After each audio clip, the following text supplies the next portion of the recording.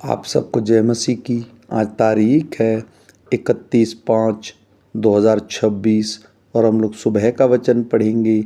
हम पढ़ेंगे यूहन्ना की पुस्तक में से उसका 12 अध्याय और 1 से लेके 26 वचन तक।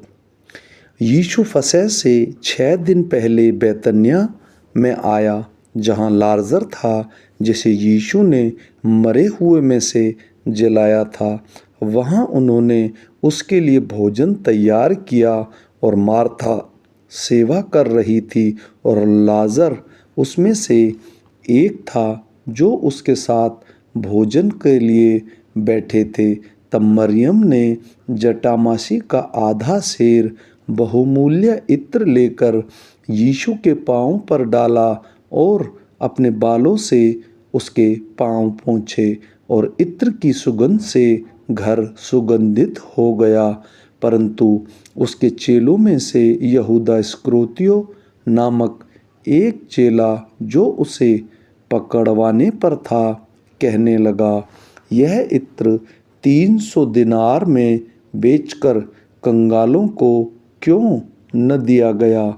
उसने यह बात इसलिए नहीं कही कि उसे कंगालों की चिंता थी, परंतु इसलिए कि वह चोर था और उसके पास उनकी थैली रहती थी और उसमें जो कुछ डाला जाता था वह निकाल लेता था। यीशु ने कहा, उसे रहने दो, उसे यह मेरे गाड़े जाने के दिन के लिए रखने दो, क्योंकि कंगाल तो तुम्हारे साथ सदा रहते हैं, परंतु मैं तुम्हारे साथ सदा नहीं रहूँगा। जब यहूदियों की बड़ी भीड़ जान गई कि वह वहाँ है, तो वे केवल यीशु के कारण आए, परंतु इसलिए कि लाजर को देख जिसे उसने मरे हुए में से जिलाया था। तब प्रधान याजकों ने लाजर को भी मार डालने का षड्यंत्र रचा, क्योंकि उसके कारण बहुत से यहूदी चले गए और यीशु पर विश्वास किया। दूसरे दिन बहुत से लोगों ने जो पर्व में आए थे यह सुना कि यीशु यरूशलेम में आ रहा है, इसलिए उन्होंने खजूर की डालियां ली और उससे भेंट करने को निकले और पुकारने लगे, होशन्ना, धन्य इज़राइल का राजा जो प्रभु के नाम से आता है। जब यीशु को गधे का एक बच्चा मिला तो वह उस पर बैठ गया, जैसा लिखा है, हे सिय्योन की बेटी मत डर, देख तेरा राजा गधे के बच्चे पर चढ़ा हुआ चला आता है।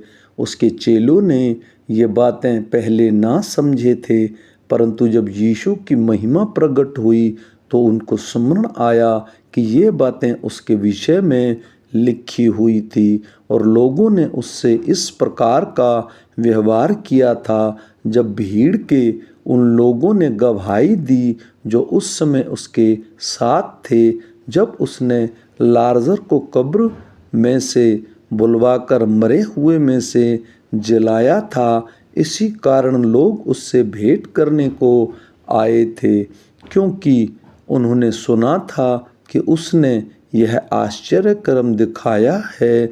तब फरीसियों ने आपस में कहा, सोचो तो सही कि तुम में से कुछ नहीं बन पड़ता।